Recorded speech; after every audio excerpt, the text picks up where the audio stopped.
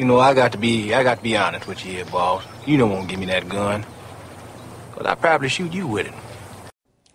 I'm making this video because we are living in a time of excessive and dangerous media consolidation, and I would very much appreciate your helping me do something about that.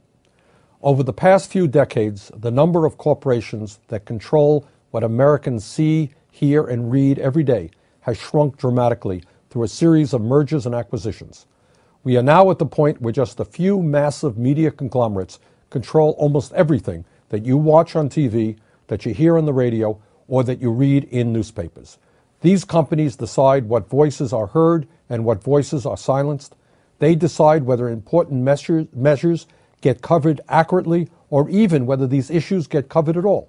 They can make these important decisions because they often own everything from production of content in the studio to the distribution of that content to your homes.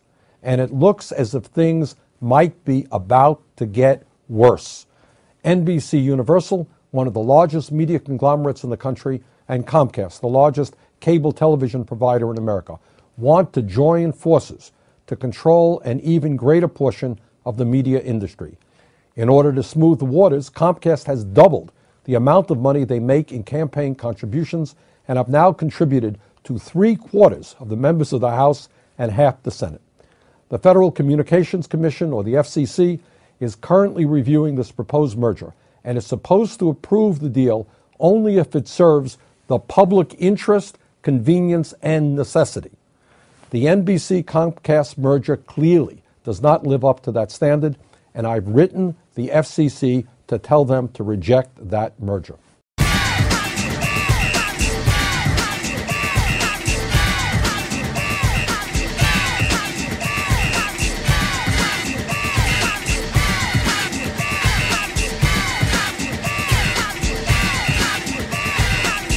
This is Sessa with your Black Agenda Report morning shot for December 29th, 2010.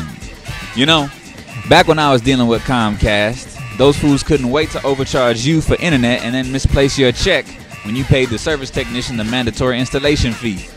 So now they trying to merge with NBC to get more money? On December 3rd of 2009, Comcast purchased a 51% majority stake in NBC Universal. If the Federal Communications Commission approves the deal, the merger will create the largest entertainment company in the United States, which will not only control a major television network and its content, but also how, when, and where people could view that content. The merger will be worth over $37 billion. Comcast and NBCU said, quote, "The combination of assets creates a leading media and entertainment company with a proven capability to provide some of the world's most popular entertainment, news and sports content, movies and film libraries to consumers anytime, anywhere." Unquote. Now, this is exactly what we don't need. Ask us about giving the mainstream's ideas more access to our children's heads, shit, adults' heads, and we'll tell you, burn Hollywood, burn. Because you people and 62 million other Americans are listening to me right now. Because less than 3% of you people read books. Because less than 15% of you read newspapers. Because the only truth you know is what you get over this tube. Right now, there is an entire generation that never knew anything that didn't come out of this tube. This tube is the gospel. The ultimate revelation. This tube can make or break presidents, popes, prime ministers. This tube is the most awesome goddamn force in the whole godless world. And woe is us if it ever falls into the hands of the wrong people. And when the 12th largest company in the world controls the most awesome goddamn propaganda force in the whole godless world, who knows what shit will be peddled for truth on this network. But in a move straight out of the neo-colonial playbook, old guard power brokers and elite gatekeeper organizations have granted themselves the self-congratulatory title of our community's emissaries to the forces of Comcast and NBCU. Sadly, these comprador bourgeois fools only give teeth to the whole "you black folks sold yourselves into slavery" argument, which we have all had to refute at one time or another. The Philadelphia Inquirer reports, quote, seeking to neutralize political opposition to its proposed merger with NBC Universal Inc. Comcast Corp says it will add 4 cable networks owned or partly owned by African Americans over the next 8 years. Those provisions are part of separate agreements Comcast executives signed with the NAACP, the National Urban League, and Al Sharpton's National Action Network.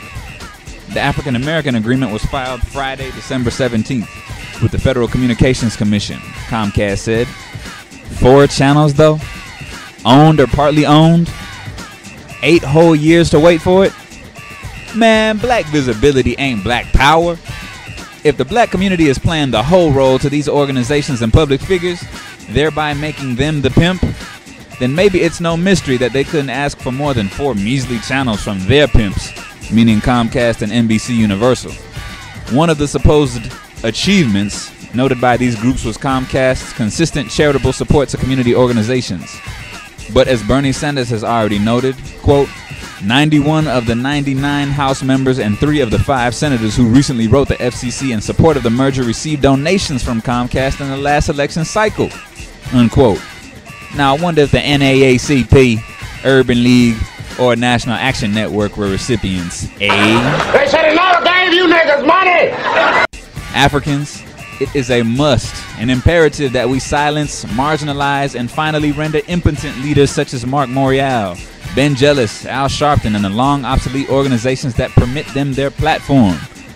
Just give these brown-nosing Hallmark card thank yous that each one of the aforementioned Negroes sent a whirl. Benjamin Todd Jealous of the NAACP applauded. This agreement demonstrates the power of partnership and collaboration. We look forward to working closely with Comcast and NBC Universal and commend them for their corporate leadership in embracing the rich diversity of our nation. Business models that incorporate the importance of diversity increase prosperity and strengthen our economy. Ultimately, we must work together to create one America. Mark H. Morial, President and CEO of the National Urban League, added, this agreement represents a positive step in the right direction for the principle of diversity, inclusion, and economic opportunity. We applaud Comcast and NBC Universal for their willingness to enter into written commitments toward the goal of building a first-class communications concern. We thank them for their insight and commitment. Sharpton concludes, this historic agreement is a template for how major corporations should commit to concrete ways they will make equity and fairness part of their business plan. This agreement supports workers, businesses, artists, and charities in our community. It is a major step towards changing the corporate culture and how it relates to our community, and it will help define 21st century civil rights. There's a lot wrong with these analyses. First is the issue of supposed diversity, but we can stop that Joan dead in its tracks. The mere idea of a corporate conglomerate is anti-diversity. It is hegemony, total domination with a small service entrance in the back for tap dancing niggas who are beholden to corporate school reform funding, Bank of America, Wells Fargo, and Obama. Guess that's all 3 of these cats. Furthermore, do they think Comcast looks at them as a partner? A collaborator? Comcast is all of a sudden interested in creating one America? Well, you damn right they are. They trying to become, as Bernie Sanders stated, an enormously powerful, vertically integrated media conglomerate, causing irreparable damage to the American media landscape and ultimately to society as a whole. He goes on to say, at a time when a small number of giant media corporations already control what the American people see, hear, and read, we do not need another conglomerate with control over the production and distribution of sports, news, and entertainment. Unquote. And lastly, the mere suggestion that major corporations will make equity and fairness part of their business plan makes my New Balances imported from China laugh. The only business plan that major corporations have is business. The only upside I can possibly see to this merger is that maybe, just maybe, technology in 2011 will improve to the point where fake-ass leaders can come with a mute or power button, and the real community grassroots folks will have the remote. And another thing, help define 21st century civil rights.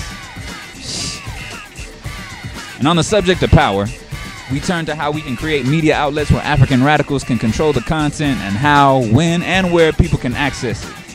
For one, we need not necessarily reinvent the wheel of content generation. As many would attest at Black Agenda Report, Vox Union, Black Power Media, San Francisco Bayview, Mumia's prison radio broadcasts, and several others that are out there have claimed liberated territories in the midst of a highly colonized internet media landscape. Now the issue is getting it out to people. All you by the book types who dig paperwork and process are encouraged to capitalize on Congress's passing of S592, the Local Community Radio Act, which now awaits Obama's signature. This will make several low-power FM licenses available across the country. FM meaning radio, radio meaning over 90% of Africans hearing it. Yeah, you get the picture. The process for approval seems an arduous one, and not cheap neither. However, engaging even in a practice of futility will surely equip critical numbers of us with skill sets and developing means independent of the FCC to get our message out there if and when we are not approved for licenses. Those of us who are tired of all that by-the-book stuff should look into mass-producing the audio from sites previously mentioned and meshing them with local political analysis, interviews, and culture, and putting them on CD or other medium for mass distribution on a monthly, if not weekly level. Those of you with baby cousins and nephews who decry not having anything to do, teach them the science of open-source software tools such as Audacity so they may become the journalists and messengers of next year. In 2011, we stopped confining these conversations to our small, hip circles and impose ourselves onto the larger community with a special emphasis on youth.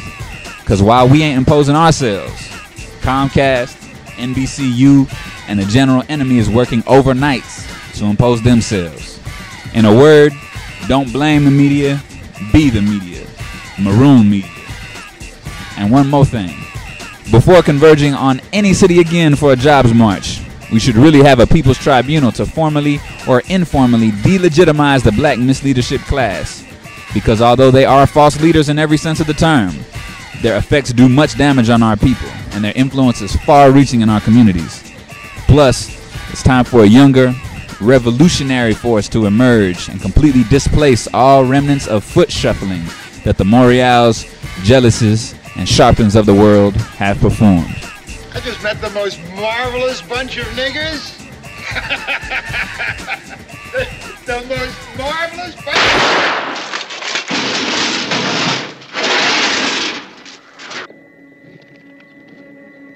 You get 'em?